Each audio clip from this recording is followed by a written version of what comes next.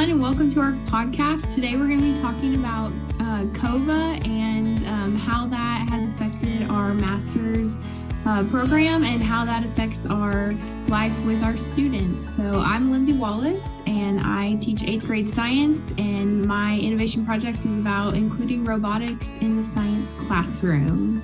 Bianca, why don't you introduce yourself? Hello, I'm Bianca Charles. I'm a college and career advisor, dual credit specialist, and my platform is Agile in the Classroom for Project-Based Learning.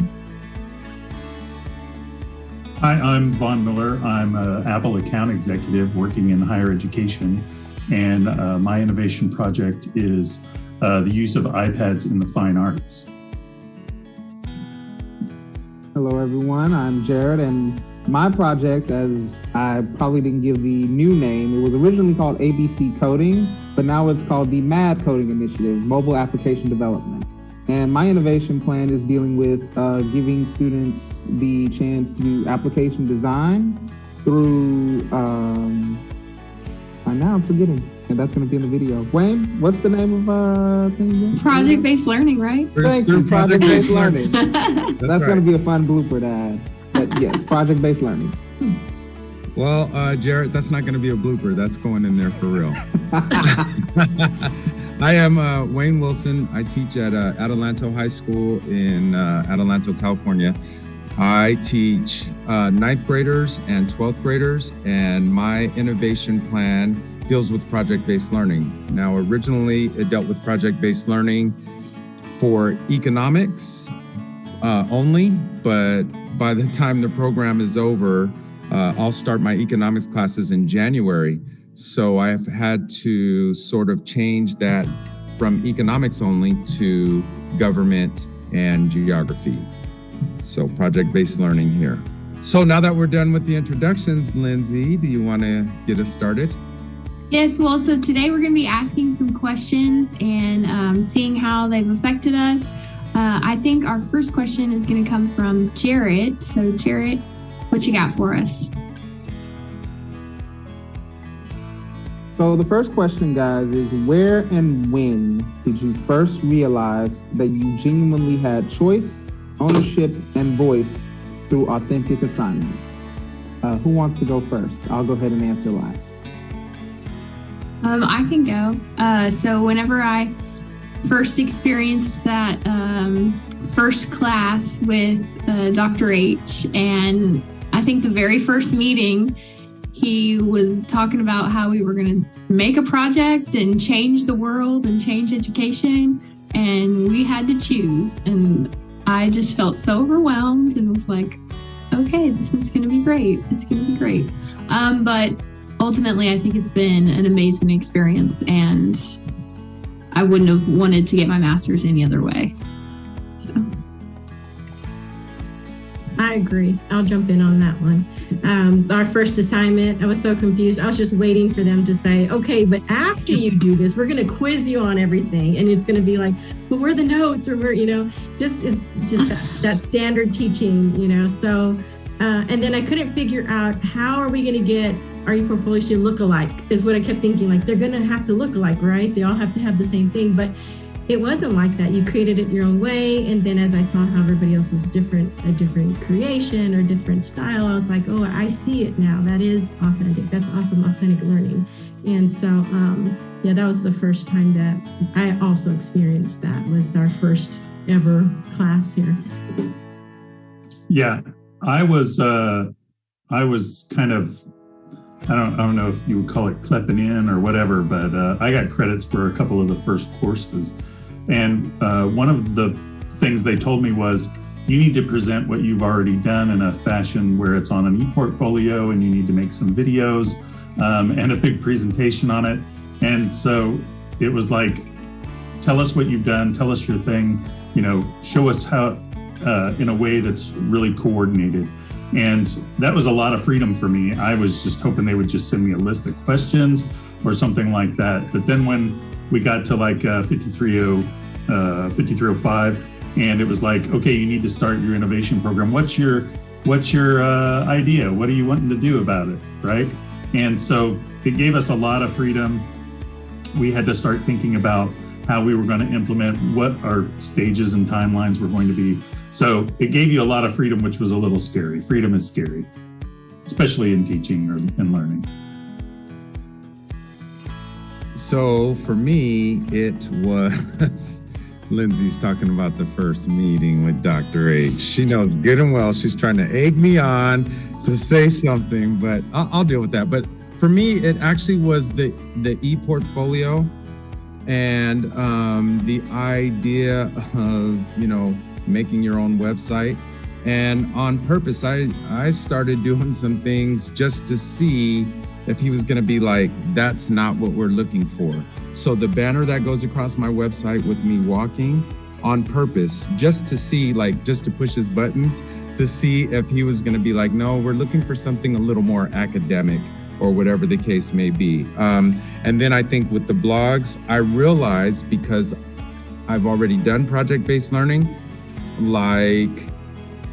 if he's giving us all that choice, he's going to have to grade the way that I grade my kids. And so actually what it did for me, believe it or not, and I know I'm digressing a little bit, but it actually let me know that it's okay, because, when you're doing something and nobody around you's doing it, you don't know if it's okay or not. You don't know if that's weird that you don't have a rubric. And I remember one meeting at the very beginning, Dr. H was like, oh, if you notice, the rubrics are very vague. And that kind of okay, so he's really serious about giving us freedom. But I do have to say that first meeting, it's not just the freedom, but you do have to kind of tell us what you're expecting. And that kind of made me a little nervous too, especially being out of education as a student for so many years, decades. How do I top that, Wayne? Especially your first meeting. We'll cover that in a later podcast, ladies and gentlemen. Stay tuned. But to answer the question, so I'm listening to all my classmates, all you guys, and just saying, the first meeting, first session, first class. I didn't really get this until the second class, till I guess fall 2. It was so foreign to me, and I had so much going on during that time. It was January through March. I was like, oh, I really do have to design something, okay? So I have a test. I'm telling, oh, Mom, I have a test. No, it's not a test. I just need to design a website. A website? What am I doing here? I'm confused. I don't know what's going on. This is not normal for me. And it took me, I think when I truly first learned that I had this level of freedom was around the second course, because by then I was like, okay, I have my freedom of imagination. I can kind of tailor this. There really is no rubric. I can kind of design this document the way I want to. This is a little random tidbit of how, like Wayne just referenced, how he was trying to press his buttons. Most of you probably never noticed on my earlier discussions, I was using Comic Sans font. My earlier discussions from the beginning of the course, I would just, I like Comic Sans. It's one of my favorite fonts. Let me just change each one to Comic Sans, Comic Sans, Comic Sans. And no one ever complained. It's like, oh, this is me. This is how I showcase me to the world. I like comics and all that other kind of fun stuff. And I think once I finally got into that freedom, and then I reconstructed my website during the summer, that's when it kind of meant, this is truly my baby. I have to, when we graduate, I have to take my baby and give it life, because I've worked for 12 months on, developing, nurturing, creating, making the documents, this whole thing. Why wouldn't I try to implement or do something with this freedom to create that we've been given? That's mine. If I can interject on what you said, Jarret, on every line, I know we all notice it. We're probably so used to seeing it now that we just skip over it. But in the beginning, he had that line, it's still there, that says, your audience is unique to you or something like that. You have to make what is going to, what appeals to or works for your audience. And yesterday, actually, I was working on Dr. B's video, and I'm like, I hope he has the same feeling that Dr. H has about it being your audience, because I do the videos like I'm talking to people that I work with, and so I don't know, how that goes over. But that's another thing that let me know, like, okay, I really do have choice here. I agree. And the rubrics that you were talking about, Wayne, they hardly ever changed. Every assignment, the rubrics were the exact same. And I would always go check the rubric and I'd be like, this is the same as last time. Okay, what do I need to do here? With the discussions, anytime it says these questions are just to guide you, I'm like, okay, it's question 1 answer, question 2 answer, question 10 answer. I just answer them all because I want to get all my thoughts out there. Yep. Same. Bianca, what is the next question that you have for us? What was your initial reaction when given the freedom and responsibility to choose to take ownership of your own learning through an authentic project? Were you ready for this? If not, or if so, what did you do? Was not ready. When I thought of a master's program, I thought the same way I teach. Okay, guys, here's a test. Here's a quiz. What's the test? We don't take the GMAT. We take the GRE. Thought, okay, time to take a excruciatingly painful test. No, I wasn't ready. When he to pound it into our brains that we would be preparing this, no, I was not ready. I did not know that going from writing a plan to now fully organizing your website and all the resources you've cultivated over time. I didn't know we were going to get from point A to point Z. I was not ready. I would agree with that as well. And I just thinking back on how quickly everything happened, because I remember it was maybe the second week of class, maybe it was the third, but I feel like it was the second week. We had that first assignment due where it was the letter to the proposal letter, proposing your idea already.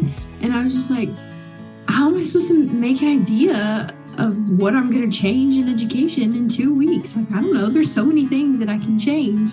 And I just remember feeling super overwhelmed about trying to pick something. And so I ended up picking something that I was super passionate about, which worked really well because I'm passionate about it. So then therefore I want to work on it. However, looking back, I'm like, dang, Lindsey, why did you choose the hardest thing to do? Why couldn't I have chosen something so much easier? But it is what it is. It's been difficult, but it's been good because I've been passionate about it. So it's okay, I pushed through the difficultness, so it's fine. But I was not ready. But I guess it's just kind of, you gotta get thrown in to the deep end and figure out how to swim. So I think we all figured out how to swim pretty well. One quick thing, I didn't actually have a website until maybe 2 weeks before the end of the course. Because like Vonn, I also had 3 classes coming in. So I was how do I do this exactly? I think, Vonn, I messaged you first because I didn't have a website. Yeah, and I said, just go get your free WordPress and it'll be just fine. As a salesperson in education technology, I often ask people to do projects like this, which is really weird. I actually propose for schools to incorporate our technology into their coursework.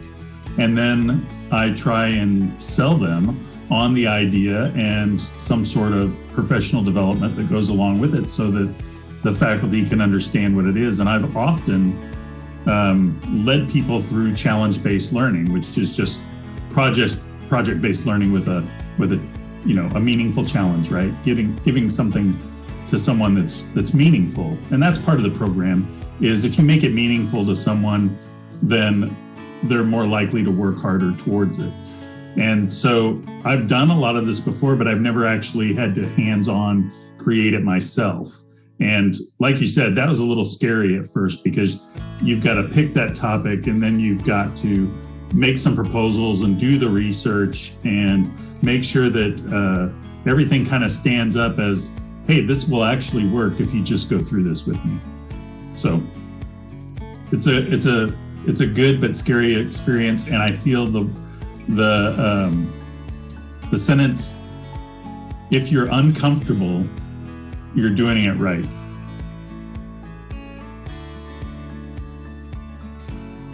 Absolutely, I agree with you as well.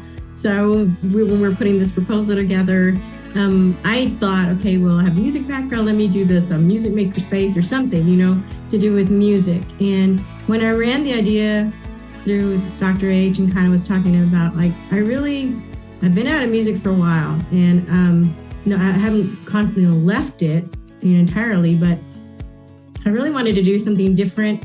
And so I asked him about the agile, and he said, oh yeah, we've all done, I've heard some of that, and there's been people that have done that before. So I was thinking that in the class, other people had already done that.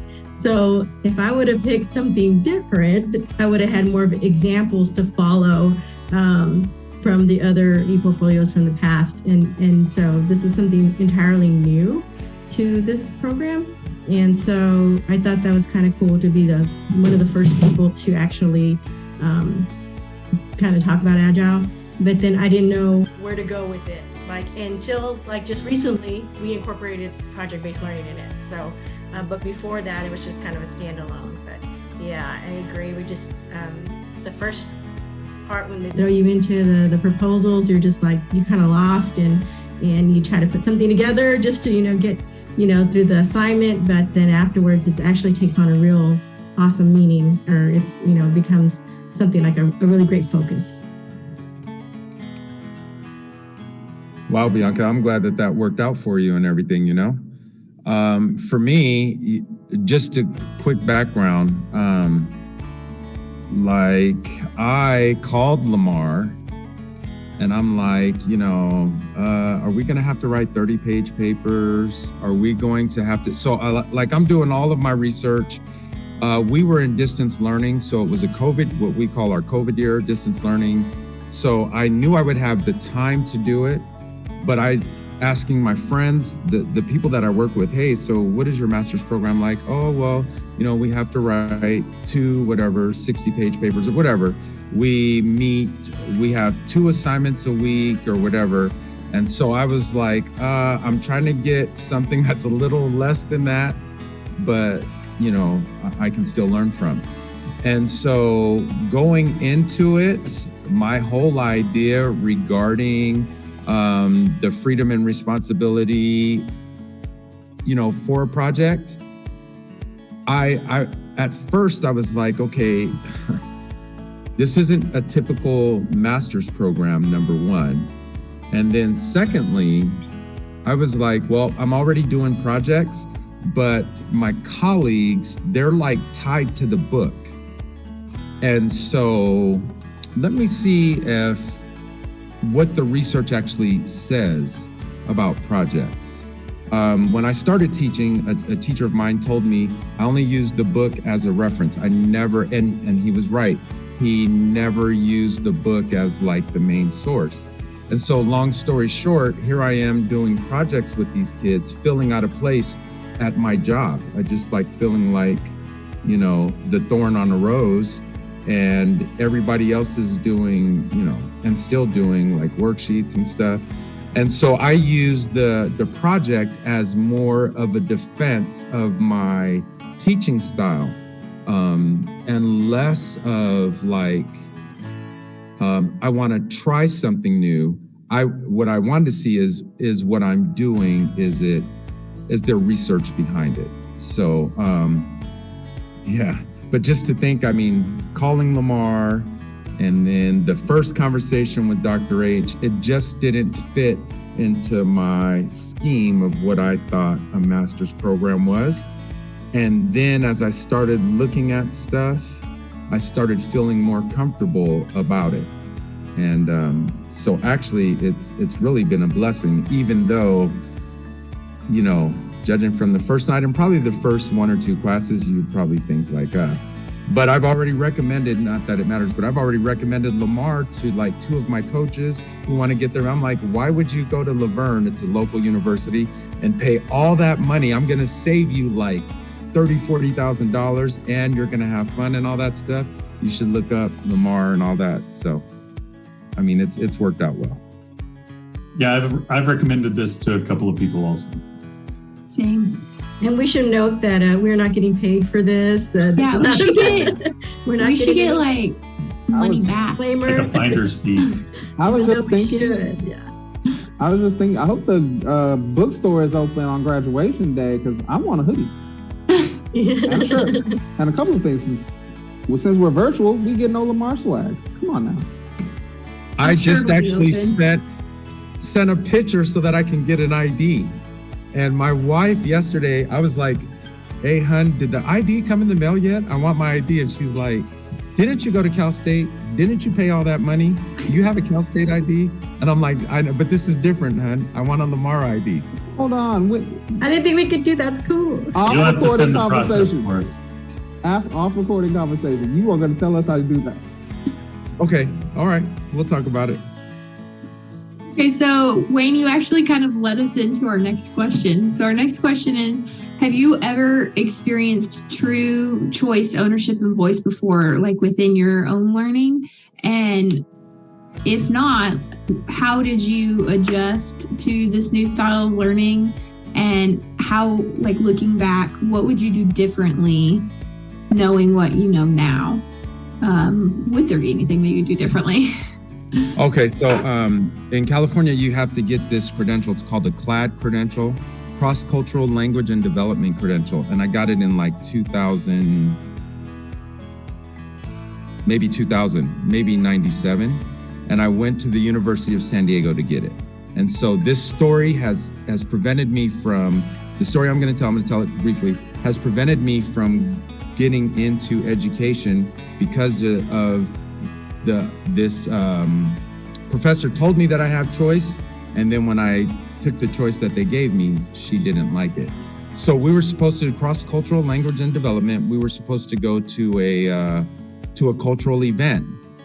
So I mean, I'm Black, so it's not going to be a soul food restaurant when that's like a regular thing, or going to a Black church experience or something. I didn't want to do that. That would fulfill her requirements, but that wouldn't be authentic to me. So my wife is Mexican and white. And so, I mean, we eat Mexican food all the time. We go to big Mexican family gatherings all the time. At that time, like her mom's side of the family, like, you guys know, 75, 80, 100 people, whatever, doing our thing. So I actually decided I've never been to a rodeo. And there's a rodeo that is taking place in a city right next door. I'm going to go for a true cultural event that I've never been to or would not have had access to on a regular basis. It sounds funny, but yes, right? Did you have fun? I took my son to the rodeo. We had a blast. That's awesome. He was a little kid. We had a blast. I mean, a blast. And we're not people, not to get into my life, but we're not people who are like, hey son, you can only hang out with Black people, or that's not how we roll. We're a multicultural family, and people in the store, if I'm with my wife's parents, I'll be like, hey mom, hey dad, and they'll be like, something's not right there. And I'm like, but they're still my parents, type of thing, right? We had a blast. Do you know that the teacher did not want to give me credit for the assignment? And I was like, but you gave me choice. You said I could go to a cultural event. And I mean, I was hot. Like, how can you not give me credit? How can you determine what my cultural event is and how authentic it is? And like other people, they're making up the assignment, and I did the assignment for real. Had a great time, wrote about it, didn't lie about it or anything like that.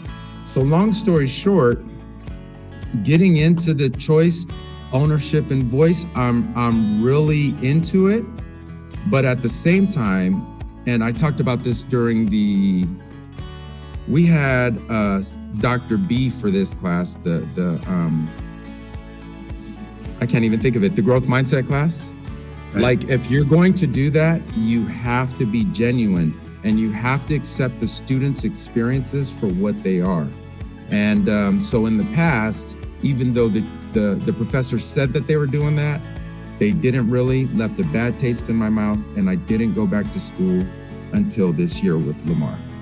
Long story, but this one really big deal for me. Yeah, I think my course project for the next course, or the concurrent course, is a digital story about a local event or a local experience, right? That has some sort of meaning to you, right? So asking them to choose it themselves, asking them to, find their own meaning within that event, express that and discuss that with us as part of their assessment. And, I've been exposed to this stuff a lot. So when you're trained to be in educational sales, you get exposed to like every kind of educational tactic and theory that there is. And so one of the things that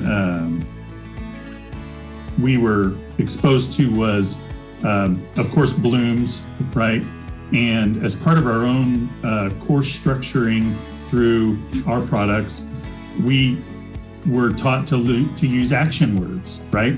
So Bloom's, you use Bloom's. Every assignment is an action words. Read this, study this, watch this, fill this out.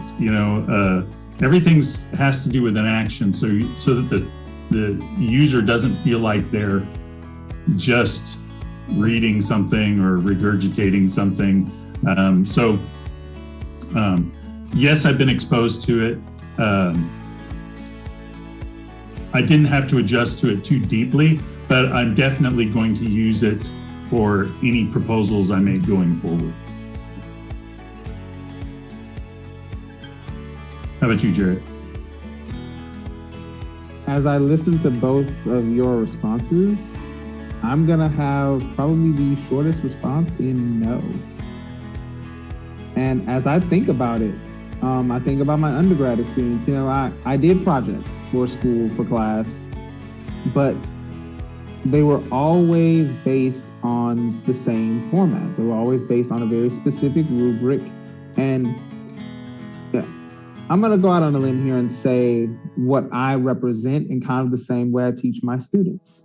I teach my students with the same predictability that you can kind of expect out of life.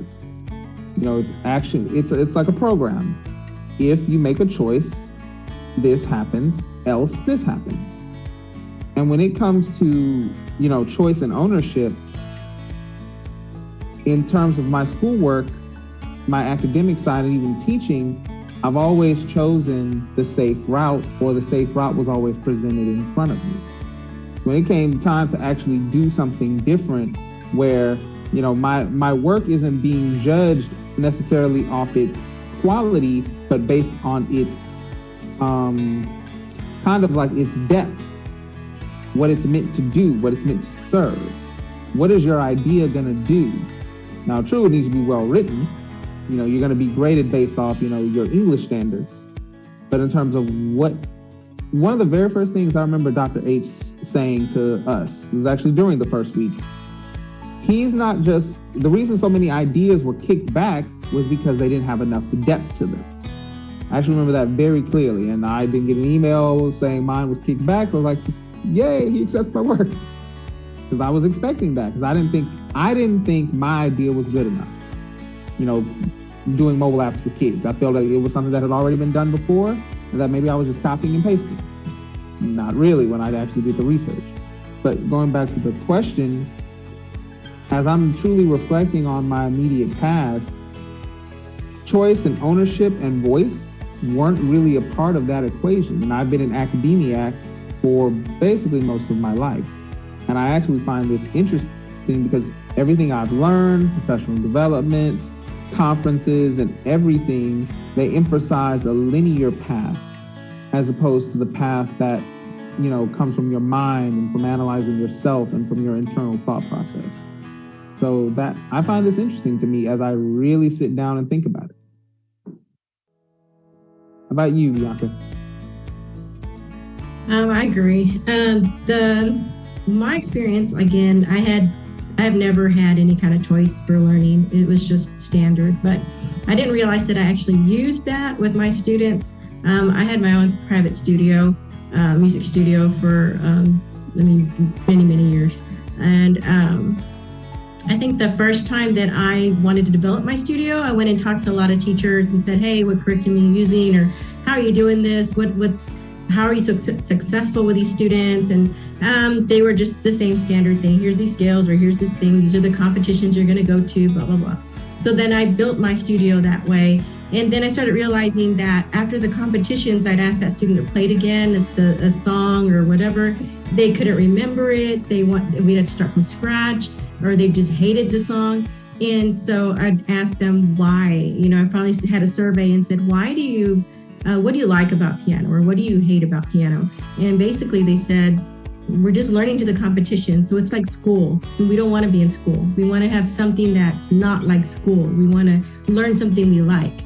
And so then I revamped my whole studio and said, okay, basically, we're still going to learn some of those other techniques and things, but we're going to learn songs you like. So bring me songs you want to learn. I don't care what genre it is. Bring it to me. We'll transpose it. We'll rewrite it. We'll do whatever we can. We'll tweak it to your level so that you can play that song and you'll feel a sense of accomplishment.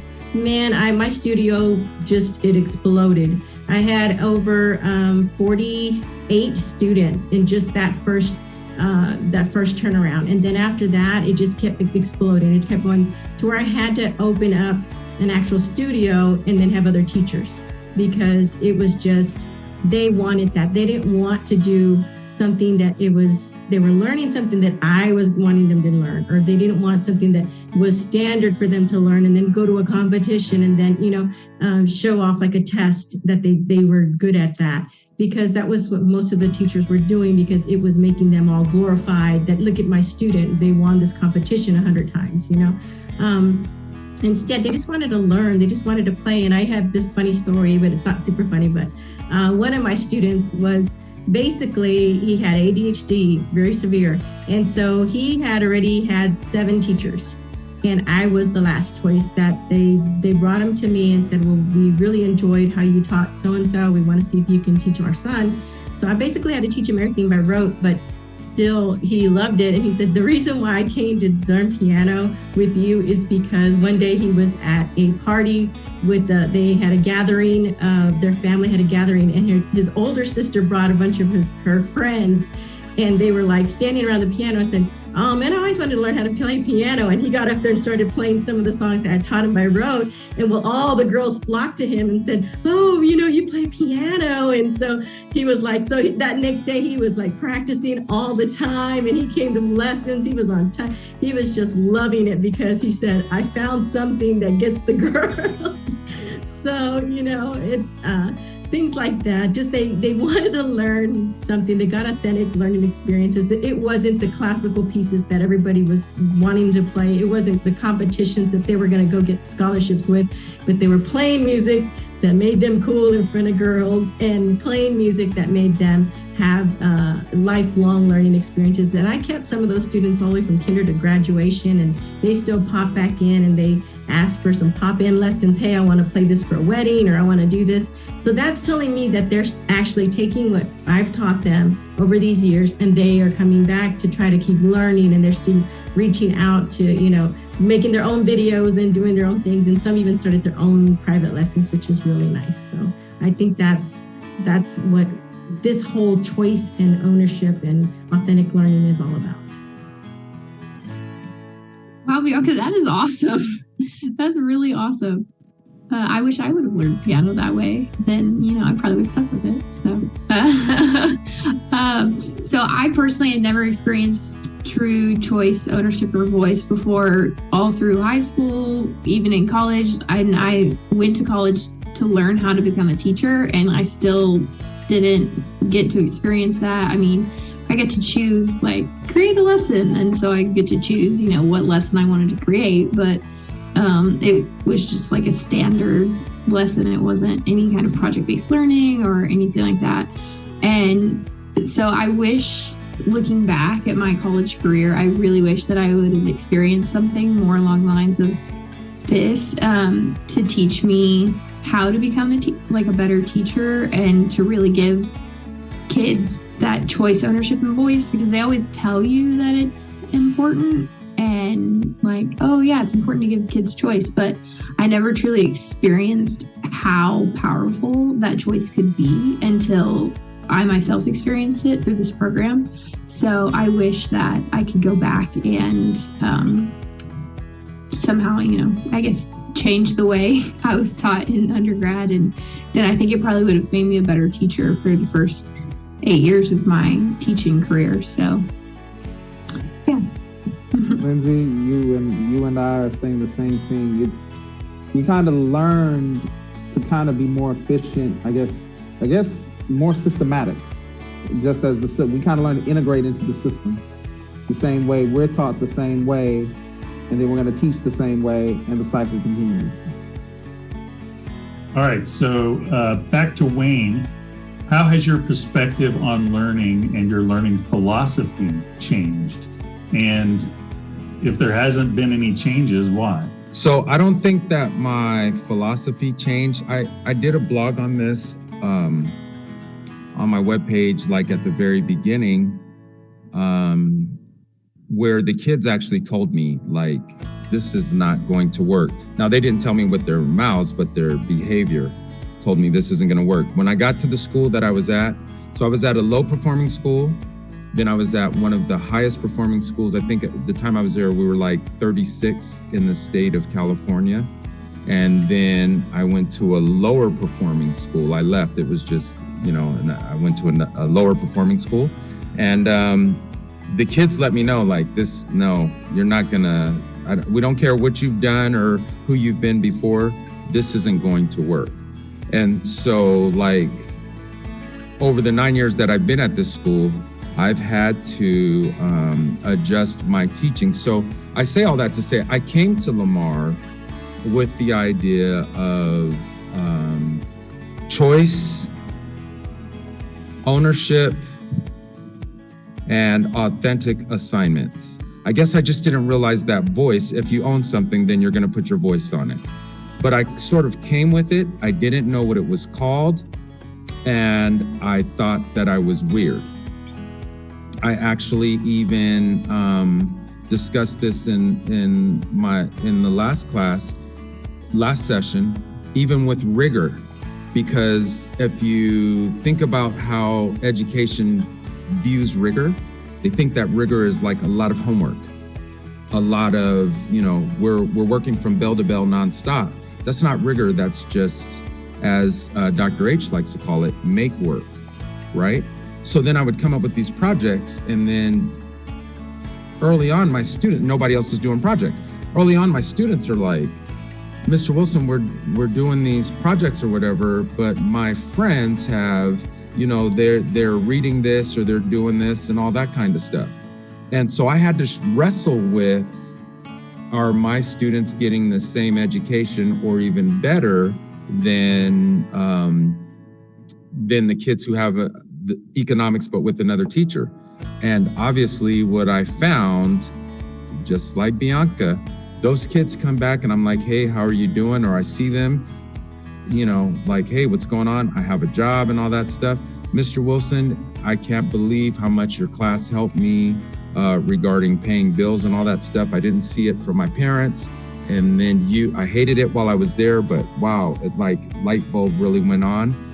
And so I don't know that it necessarily changed. And I'm not saying I have all the answers. I think sometimes I come off like that. I don't have all the answers. I was already headed in that direction. I I've been reinforced. I feel like there's research that supports what I do, whether you, and I'm talking about people at my job, whether you want to do it or not. If you guys want to continue with the worksheets, I'm going to try and help you, but there's research that says this is the way to go. And so that's kind of more of the answer for me. It's not that anything changed, it's just that it reinforced, yeah, this is good stuff.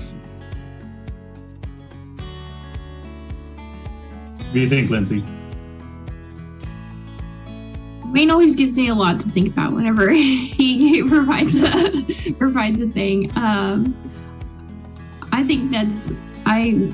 really think that your kids are lucky to have you as their teacher. That's awesome. I think that mine has shifted more to, I guess kind of what I was saying earlier, like really realize how important that choice and voice and ownership for students is. And like before I would give them,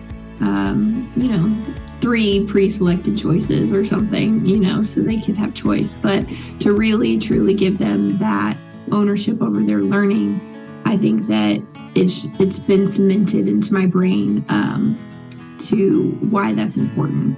So I think mine is my learning philosophy has shifted more to just realize how important those things are. So, Bianca. Yeah, I agree. Right before I used to believe, well, just in seeing how other, our classrooms used to be, you provide the questions, you provide the students with the answers, you give them the color-coded, things where they're not even taking down their own notes anymore. I mean, everything is pretty much handheld with these students. And so you're really taking away from them their development of like advanced learning skills, like critical thinking. And so they're not really growing as learners. So with this, the way I've been taught through this program, it changed my perspective to say, hey, researching, find out why you think this is and how. And then I've learned so much more about project-based learning. That's just, something that I never really dealt with as a teacher before. And so now basically I think I'm more, I was really dependent on the teacher, hey, what is this and how do I get here? And we still see some of those students, like they can't get past, if the teacher's not standing there with them, they can't get past that. How do I get there? And you ask them, so where do you go for that answer? And they can't, they're like deer in headlights. They don't know where to go. And you're like, you'll look at the website, you Google it. I don't know, just something that will look for the answer. So I think that's made me change my perspective as a learner, that I'm not dependent on the teacher. Now I can, gain my own outcome, learn my own things and find out my own whys and hows. And I think that's going to really help my learners in adjusting and also with the teachers that I want to start working with to implement Agile and teach them, hey, you can be a facilitator. You don't have to be the center. You can have a student-centered environment and you don't have to be that constant, I'm on you, handheld and holding in. So I think that I have changed a lot as a learner. Jarret. So in I think it was our first summer class, I knew this question reminded me of a few things. It was from the Creating Significant Learning Environments class and the My Learning Philosophy assignment. I knew this question reminded me of that because I think in addition to doing the assignment, I also did a blog post about kind of how much I had changed as a learner. Dr. H asked us, why? That's been the provoking question since the start of the program. Why? Why do you do this? Why do you want this? And I think for me, I've been caught up not in asking why, but how. And I've been teaching my students that way. How? How do you do this? How do you program? Not why do you program?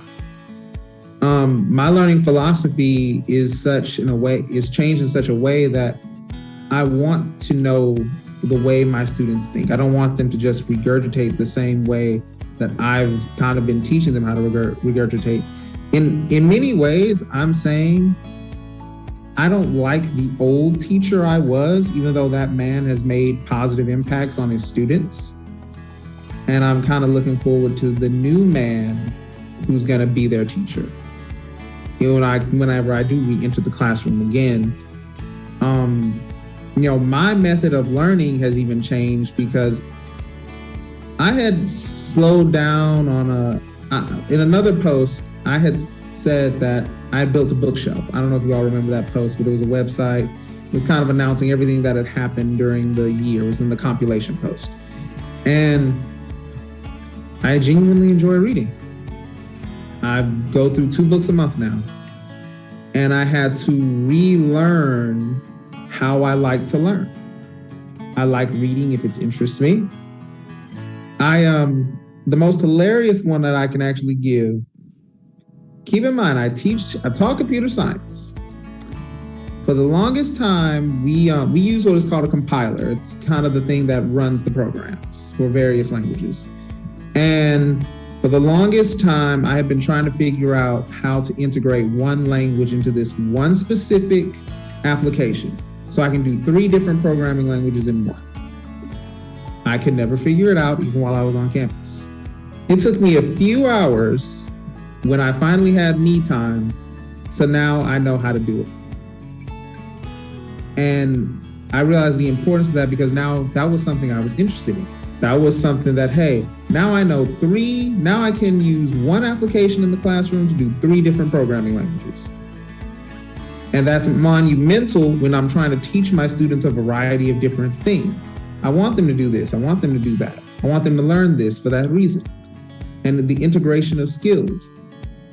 I know I'm going a little off tangent with this one, but being willing to grow and change was more important to me.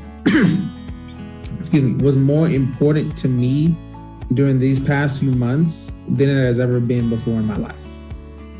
And I think that's kind of where my new philosophy is rooted in. It's rooted in change and growth and evolving, if that's a good way to word it. Yeah. I feel like I've always had this kind of inquisitive theory of learning. And what this course has done is it's basically given it a name. I didn't know what constructivism exactly was until I started doing the studying. So that was important. I always believe in failing forward, and I always believe in, forward feedback and, the growth mindset. You know, if you tell somebody, hey, you got this wrong, right? You don't understand this. Instead of giving them positive feedback to make them want to see what they did wrong to fix it, or why did this happen? You know, if you get interested in something, you're going to want to learn about it, right? Which is what Jarret just said. I think I've always thought that way. It's just that this course has given it a name and put a wrapper around it with COVA and significant learning environments. And, we learn through iteration, right? We try, and if we don't succeed, we try again, right? And it's just an iteration of what you tried before, right? So I think that my philosophy really hasn't changed, but it's really been given definition. So Wayne? Yeah, just real quick, I just want to say that it's crazy because when I think of myself, like, in my own mind's eye of who I am as a learner and an educator, I think more of failures first. You know what I mean? Like in my house, I would say that I am actually the dumbest one. Like my kids are actually, they would get better grades in these classes than I would, to be honest. But learning from those failures and all that kind of stuff, I think that part of class was really good. And then just to actually apply this to like how my kids learn, like my son, I mean, he gets A's in his classes, but they're boring to him. But he can get on YouTube and watch how to make bombs and almost blow up the house. and I'm not exaggerating, like, oh my goodness. But he knows exactly, oh, this is what I did wrong. I'm like, no, that's not the only thing you did wrong, son. But anyway, let me move on. So with all that being said, we're talking about learning styles and becoming independent learners and getting our students to become autodidacts or independent motivated learners. How authentic is your innovation plan? Or did you just create it to get through the coursework? And did you really see yourself changing your organization? And I think we'll go with Bianca. I honestly didn't think I would change my, anything. I like I said, I first started saying, hey, I'm going to try music makerspace, or I'm going to try something safe, But then I thought, okay, how about this? And Agile, let's try it. And even though there was nothing around me that I could kind of pick at, I learned so much about it. But as I was talking to some of the, computer science teachers and stuff when we were at a CTE meeting, I started saying, I'm working on this project and we're doing Agile, and I'm thinking that I want to do this for the classrooms. And they were like, I've always wanted to do that with my classroom, but nobody's ever brought that to us. And I was like, I totally would love to do that. And so I told them, I'm a bit busy right now with the program, but once it's kind of done and maybe I have more of an idea of how to implement it, then we'll bring it to the administrators and see if this is something that we can start using. I said, I just need a couple of teachers that'll work with me. And so I already have a lineup of some teachers that want to work with me. And I really never thought when I first started it, I kind of actually thought, okay, I'll get through the program, but I'm never going to really use this. It's just going to be something that I'll, like I said, just get through the program. But now I'm actually going to see it happen. And it's exciting because if I can bring this into our classrooms and I can implement it with some of our project-based learning in our computer science classes, then it'll expand into the rest of our STEAM center and then maybe in other projects. And I want to take it into the next level, which would be to our GATE Academy. Like I mentioned before, my son was a part of it was an experiment here in Allen to take some GT kids and kind of put them all together and teach them differently, a different curriculum. It's where they are not sitting in standard classrooms. They're bouncing around, they're talking, they're collaborating, they're constantly doing projects, they're constantly, their class is never quiet. If you pass by, it's just, they're always interacting. And so my son was a part of that cohort and he was able to do that. And when he got into the middle school, it was strange for them. Like they had to go back to standard teaching and back to being quiet and back to sitting still and so he fell apart. Like he fell apart in middle school because it was extremely boring. There was no more interaction. They weren't allowed to collaborate anymore. And so I felt like they did a disservice. Like they had this wonderful program, fun and games and all this awesomeness where they were learning.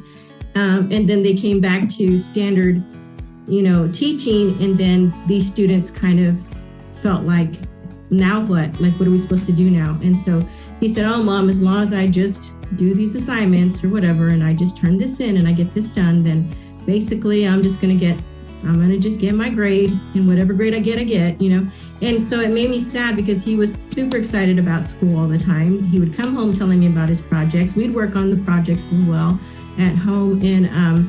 And I was really excited how they were learning, and just being inside that environment. It was something that I wish all schools would be able to do, not just that experimental GATE Academy. And so far it's still going strong, but like I said, they pulled students from all the elementary schools, but they only made like a one classroom of 40 students. And those 40 students stayed in a cohort throughout their elementary doing this. And so it was really sad to see them come back. And now I still see him like not loving school. And I really is sad about that because I know he's learning, but it's not the way he wants to learn. And so I kind of wish that we would, switch back into something that we can do. And I think that hopefully my proposal will get more project-based learning in the classrooms. And hopefully my proposal will get more of that authentic learning in the classrooms and teaching them how to organize. I think a lot of it is some teachers don't want to do the project-based learning because it is a beast. It's a lot to handle, a lot to organize, a lot to keep the students aligned. And how do you gauge their learning, and how do you, how do you gauge what they're learning in if they're just being curious and stuff and going off? And another thing was, when I was talking to a parent, she was saying she was dissatisfied with the Gate Academy because the kids weren't bringing homework home. But that wasn't the part of the Gate Academy. The Gate Academy was, you're doing your projects there, you're learning, you're not bringing homework home, because there's no point of bringing that homework home if you're learning everything at school. And so she was kind of upset also that he was trying to do a project and he veered off and started talking about sharks and these ecosystems instead of what he was supposed to be learning about. And I said, well, that is him learning, because he veered off. He saw something about plastic in the ocean, but then veered off learning about sharks and learned about other things because he got curious about that. I said, do you know how much he learned in just that, trying to research just that plastic in the ocean? That he veered off, yes, from the fact that of plastic in the ocean, but he learned so much about the ecosystem and so much about other species and other things in the ocean. That's learning. That's how we're supposed to learn. Like, keep getting curious and keep building on what the question was. The plastic in the oceans built on something else. So I'm really excited that now with this innovation proposal that I can actually maybe bring some change into some of the higher levels. Like Wayne, what you're doing at high school is amazing, because they don't do that with our high school kids anymore.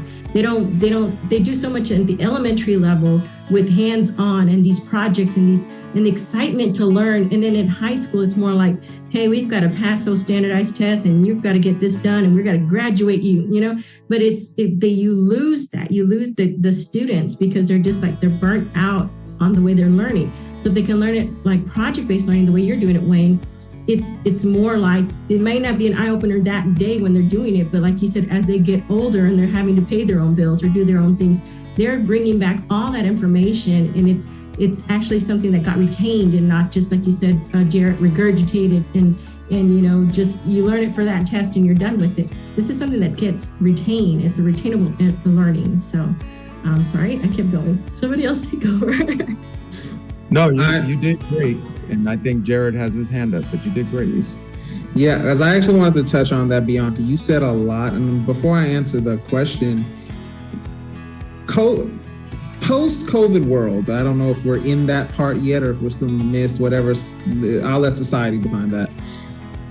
Post-COVID world or pre-COVID world or whatever you want to call it, brought about a lot of good and positive things within the education system. Look at us. The 5 of us are hosting a podcast using Zoom. That's, believe it or not, the early advent of video recording technology was not Zoom, but it was something else. Something Space World. I don't even remember the name, but they were using it back then. And you're saying that your son loved school because of the way he was being taught. People outside, they just said, oh, we want to get him back in the classroom, bring things back to normal. Now, true, some things were lost in translation during the exit from the traditional classroom, but a lot of positive things also should have stayed and, should have evolved with them. So I 100% agree with you with that. I've observed that we don't keep, even with all these positive changes, we just say, oh, this change was too much, we're just going to throw all the change out. No, there was a lot of good that has come from this, even amongst the bad. And to answer to kind of like, focus back on the point and go back to the question, in terms of my innovation plan, I will admit that it started off as a way for me to, get things done. Because my school, so the reason it was called ABC Coding was because I was a part of my school system, which I'm not for the moment. And that's because, I'm technically copying and pasting or bridging a little bit of what the Apple initiative was at my school. It started off that way.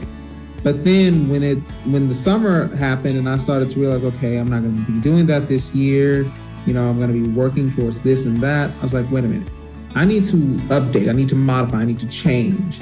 So, my fun little introduction to this earlier, to expound upon that, the MAD initiative, my innovation plan truly began to take root on its own because I needed a way to be able to say, okay, this is truly mine.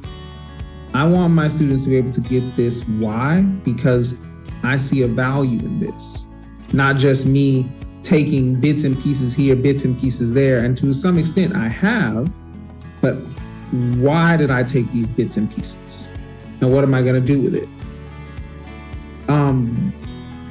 I truly believe it can change my organization. Now, from the student side, giving them an entrepreneurial mindset, teaching them the value of an entrepreneurial mindset, I think is a valuable skill. And teaching them how to design that, because, I saw this meme, or I developed it myself. It was a TikTok meme, one or the other. I traded my 9 to 5 to be an entrepreneur, and now I'm up 5 a.m. to 10 p.m. Like, yep, that's what you trade when you become an entrepreneur. But they don't talk about that. They talk about you have your own time. Oh, you can do this. You have freedom. It's like, freedom? One of my students right now, he's telling me after he's had a few rough turns since he graduated, but I'm very proud of him because he's opening what is it? I think a public safety type of company. He's going into the industry, and he sent me a text like, Lindsey, I'm doing good, I'm okay, but these morning meetings are kicking my butt. I'm like, that's what comes with being an entrepreneur. Now, in terms of my organization, ergo the, influencing the stakeholders, as we've been talking about, that might be a challenge. And I've always said that I think getting any of our innovation plans, especially if they're more larger or grandiose, they will require a little bit more push to our stakeholders because they're not used to change. I have computer science curriculum. I do. And I want to do something that deviates from that curriculum. I don't even think if I was back at my home campus, they would probably not approve it simply because I have an AP test to administer for AP exams. That's 2 of my classes. I might get the freedom in fundamentals, but in fundamentals, they won't have background knowledge. Pre-AP, they're still wet behind the ears and immature. And I think those parts under consideration, if I'm truly bringing change, I have to, 1, present change in a way that doesn't hurt them, that takes the risk away from them, and I guess puts all the risk on me. But at the same time, open them up to say, hey, this is a risk worth taking, and let's take it and build something from it. Yeah, I think the competency-based learning in K through 12 and the standards requirements make doing innovation plans a whole lot harder. I deal with higher education, so in higher education, instructors have a lot more freedom about how they're going to teach their course and what they're going to structure their course to look like and how students are supposed to learn from that. So as far as my innovation plan, it's not that authentic. A lot of these things that are proposed in my innovation plan have a lot to do with some of the things that Apple proposes to higher education all the time. It's just that I know that even though higher education has a greater level of flexibility, they can still greatly benefit from my plan and greatly benefit from COVA and creating more significant learning environments. I don't know if you noticed, but a lot of the books we read, creating the significant learning environment happened in higher education. So a lot of the references we were given were higher education based. So I do think that my plan will help change an organization for the better. It's just, how do you get, you're still trying to convince instructors that it's okay to do it this way. It's okay to incorporate COVA into their instruction. So anybody else want to follow on to that?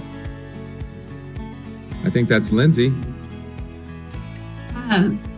So to answer the question about the authentic, is your innovation plan authentic? Mine for sure is, because like I said earlier, I'm really passionate about it. I was the girl in Jarret's computer science class, probably one of the only girls in there, and felt very like I shouldn't be here because I was the only girl. And so my goal with my innovation plan is to expose all of my students to robotics and coding, so that therefore hopefully they can find that spark about, like Bianca was saying, about sharks, and just get really excited about it, about coding and robotics. And then hopefully later when they have those opportunities to take computer science, they'll, feel more confident in their abilities. And we have STEM and robotics class in middle school, but they're an elective, and not everybody has the chance to take those electives. And then also, if they're struggling, like in math or reading, sometimes they get pulled from their electives to, do remedial reading or math. And so even if they are in the class, sometimes they get pulled from them. So I think that with that, my innovation plan is very authentic in that I hope that it'll change students, and I can get other teachers on board and reach even more students as well. I do wish that I could almost make a second innovation plan, I guess, which I could do on my own, but it is a lot of work, about including more like significant learning opportunities, probably via like project-based learning, more kind of like Wayne is and Bianca. So I'm kind of torn because I'm super passionate about the one thing, but I also see the benefit of the other ideas that we have learned about, and I also want to include those. But then that brings us back to what Wayne said on our last podcast: when you try to do too many things at once, then you don't do anything well. So I'm just trying to focus on the one for now, and then including others later.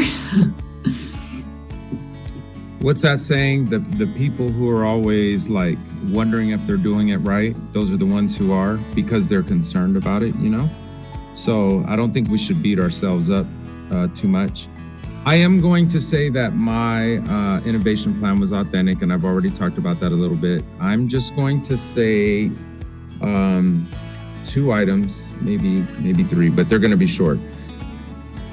In terms of changing my organization, this one is tough. What I'm getting right now is people asking me for my projects. So I have, I teach government, it's 18 weeks, econ is 18 weeks, and then geography is 36 weeks. So what my colleagues are doing right now, they ask me for my projects, and to be honest, don't let anybody know this, I do give them my projects, but I give them projects that I haven't conceptually finished, or that I think there's a conceptual problem with.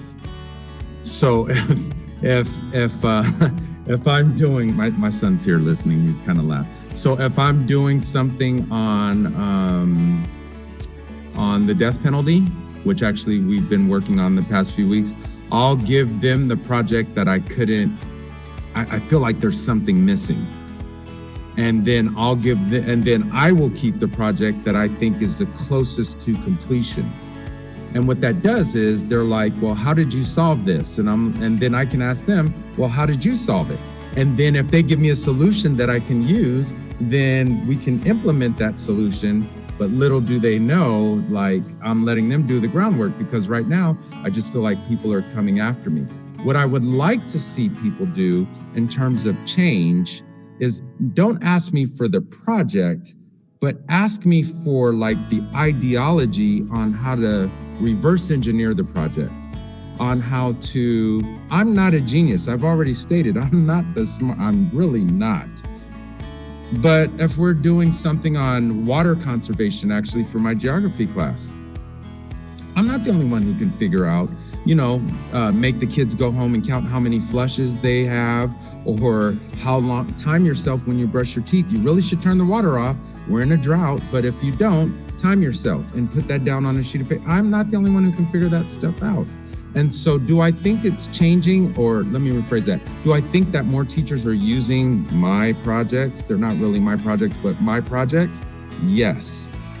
But are they using them for the right reasons? I don't even know if what I'm saying makes sense, but they're not trying to go beyond just the idea of the project. Like actually go beyond, go to, what is the why?